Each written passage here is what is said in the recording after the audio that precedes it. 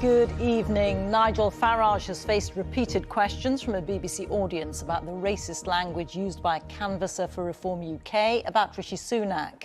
Mr Farage refused to apologise, saying it was a set-up and a deliberate attempt to smear his party. Mr Sunak, who is of Indian origin, said the language made him hurt and angry and that Nigel Farage had questions to answer. The racist comments were secretly filmed and then broadcast by Channel 4 while activists were campaigning for Reform UK in Clacton, where Mr Farage is standing. Our political correspondent Joe Pike is in Westminster for us now. Joe.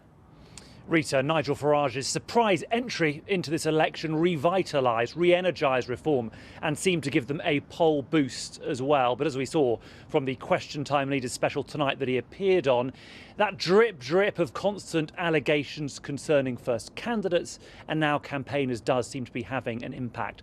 Not just on Mr Farage's own team, I've detected a certain nervousness there, but also, as we saw this evening, he seemed to be disowning some of his own candidates live on air. And a warning, my report contains offensive language. I'd like you to please to welcome the leader of Reform UK, Nigel Farage. He's attempting a fight back as his party is hit with yet more accusations of racism. What is it about you and your party that attracts racists and extremists, whether you say you want them or not? I've done more to drive the far right out of British politics than anybody else alive. I took on the BNP just over a decade ago. I said to their voters, if this is a protest vote, but you don't support their racist agenda, don't vote for them, vote for me. And we destroyed them. Asked live on air about Reform candidates who've made offensive comments, Mr Farage seemed to dismiss those standing. I inherited a start-up party. Remember, I've been doing this... Why are they still standing as your candidates? Well, they're not. They've been disowned. In most cases, they've been disowned. But now it's not just candidates, but campaigners that have been causing problems. One seeing a pride flag on a police car implied gay people were paedophiles. You see that degenerate flag on the front bonnet? What the old Bill doing promoting that crap? He's about catching nonsense, not promoting the Another suggested the army should shoot illegal immigrants. With guns on the beach, target practice, just show them. And he used a racist slur to describe Rishi Sunak. We got him. What's good is he? You tell me, you know, he's just wet. Andrew Parker said he'd not told Nigel Farage about his views and apologised if he'd brought Reform into disrepute. When my two daughters have to see and hear Reform people who campaign for Nigel Farage calling me an effing it hurts and it makes me angry, and I think he has some questions to answer. And I don't repeat those words lightly. You know, I do so deliberately because this is too important not to call out clearly for what it is. Earlier today, we caught up with the Reform leader. Hi, Nigel. How are you doing?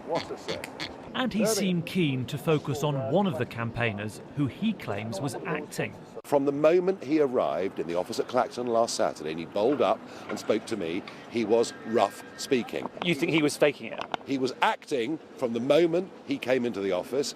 I 100% believe this whole thing is a total setup.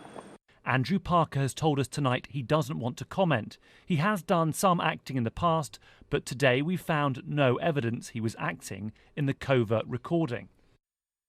Channel 4 News have said, we strongly stand by our rigorous and duly impartial journalism, which speaks for itself. We met Mr Parker for the first time at Reform UK party headquarters, where he was a Reform Party canvasser. We did not pay the Reform UK canvasser or anyone else in this report. Mr Parker was not known to Channel 4 News and was filmed covertly via the undercover operation.